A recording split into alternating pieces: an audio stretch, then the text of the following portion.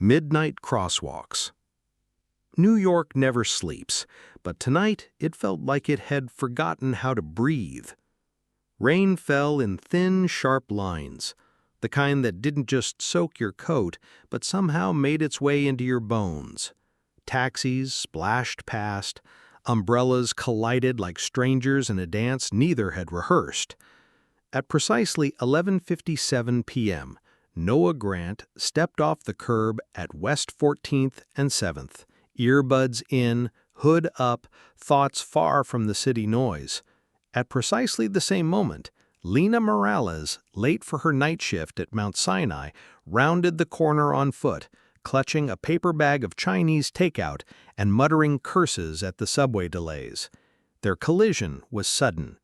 Wet paper, lo mein, and jasmine rice exploded across the sidewalk.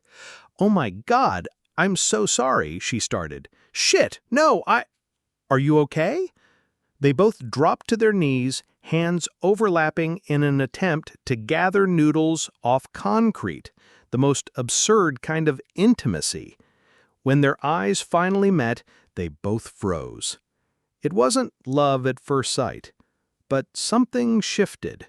Something paused. She stood first. Rain trickled from the edge of her jacket. Her scrubs were damp, her eyes dark with exhaustion and something harder, something like grief, buried deep. He was in jeans, boots, and a corduroy coat, the kind of man who looked like he might write poetry and never show it to anyone. "She didn't look," she said, not harshly, just honestly. "You didn't stop," he replied. They stared at each other for one beat too long. Then she smiled, barely. "I'm Lena." "Noah." They shook hands even though they were both wet and freezing. "I owe you dinner," he said, glancing at the mess on the sidewalk. She shrugged. "I owe you dry socks." He laughed, quietly, but genuinely. They didn't exchange numbers, didn't plan to meet again. But as Lena disappeared into the night and Noah stood blinking under the traffic light, something inside both of them said, this wasn't the end. It was the first page. 3 days later, Noah sat alone in a cafe on the Lower East Side, rain tapping gently against the glass.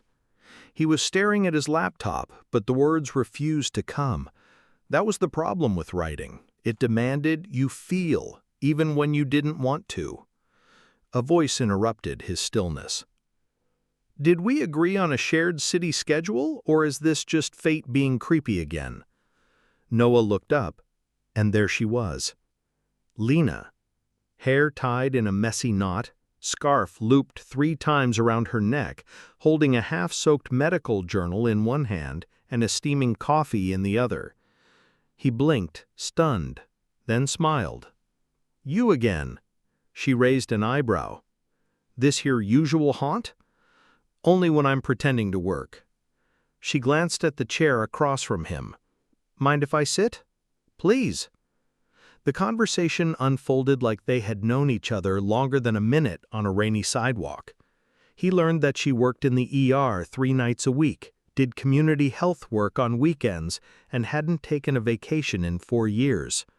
She learned he was a screenwriter, mostly indie stuff, a couple of short films no one watched, and one script that almost got optioned before the pandemic crushed everything. "So, failure?" she teased. "Professional disappointment," he corrected with a smirk. "Sounds like we're both familiar with it." There was silence then. Not awkward, but charged. Because for a moment they weren't strangers anymore. She stared out the cafe window.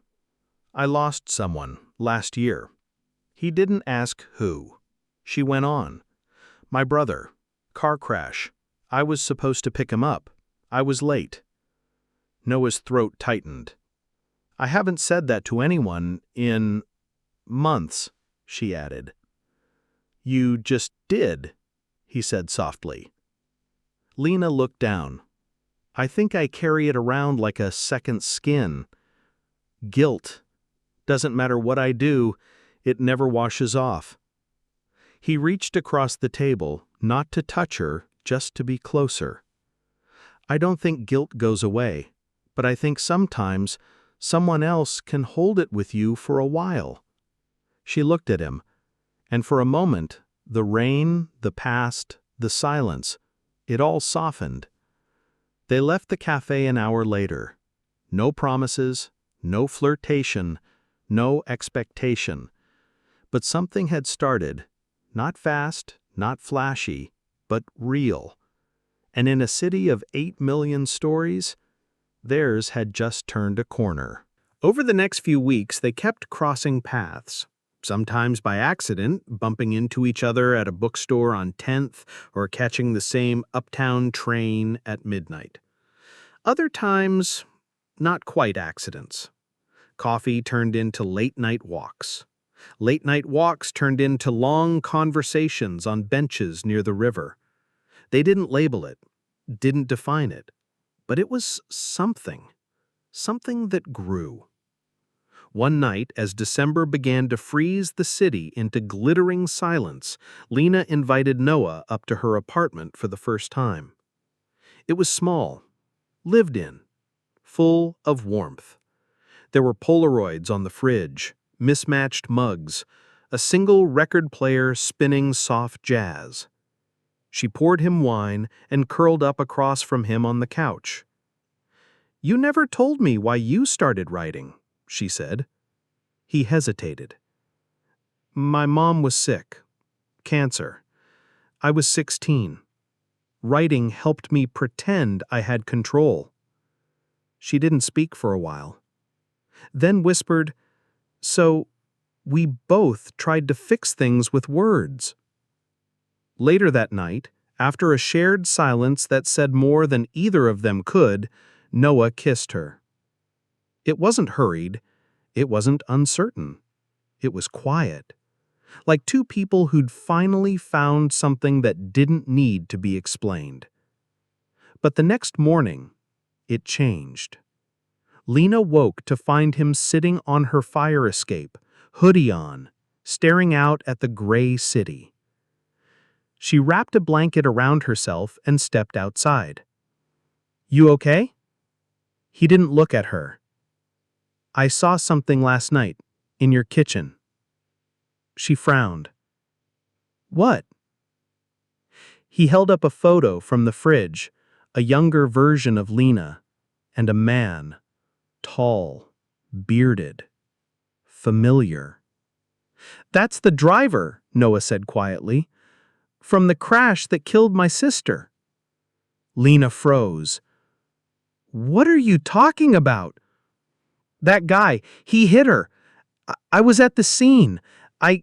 I saw his face." Lena's breath caught. That's my ex, Daniel. He was in a crash last year, yes, but he didn't kill anyone. He swerved to avoid—" Noah's voice broke. "He didn't even stop. He just drove away." They stood in the freezing morning, history crashing between them. Two people clinging to something new, while their ghosts clawed to the surface. Lena didn't cry. She didn't raise her voice.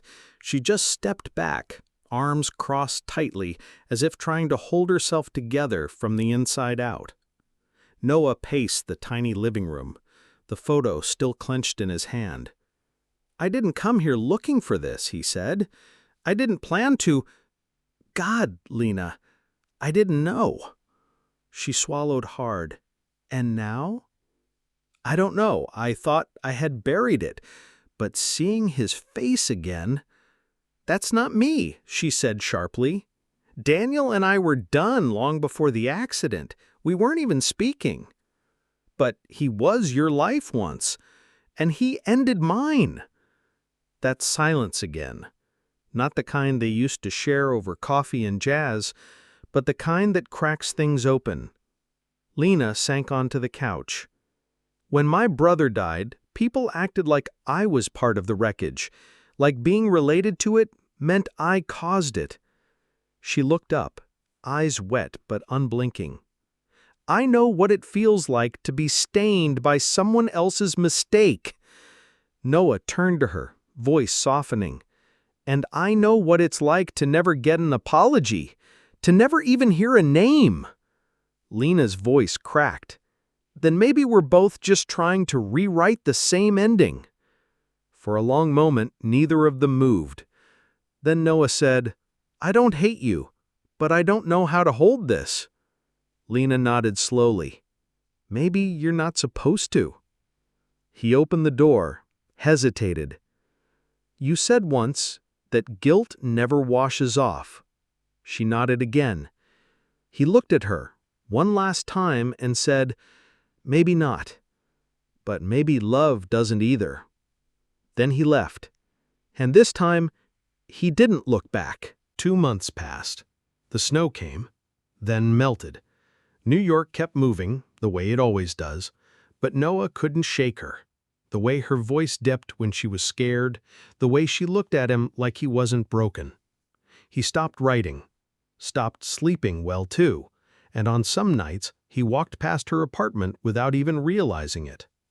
Lena, meanwhile, dove deeper into her work, longer shifts, fewer conversations, tighter smiles. But when it was quiet and the subway hummed under the city like a heartbeat, she thought of him, of the night he left, and the words he didn't say. She didn't blame him, but she didn't forgive him either, not fully, not yet. Then came the letter, not a text, not an email. A handwritten envelope left at the front desk of the hospital, scrawled in Noah's uneven handwriting. "Lena, this isn't an apology because you don't owe me one, and maybe I don't either. But I need you to know, the night I met you, something started healing. Not just from the accident, from everything. Losing you hurt more than I expected. But not meeting you at all, that would have been the real tragedy. I'll be at the corner of 14th and 7th. Friday, 11:57 p.m. Just like before. If you don't come, I'll understand. But I'll wait anyway. Noah." The clock hit 11:56 p.m. He stood in the same spot, same curb, same street light, different heart. Rain started, soft at first, then stronger. 11:57. 11:58. People passed, horns blared, the city lived. 11:59. Then, a voice. "You didn't bring noodles this time." He turned. There she was, soaking wet, cheeks flushed from cold and running, and smiling. No words, just arms wrapping around each other, tightly, silently. Some things don't need to be explained, because sometimes the story doesn't end. It just begins again.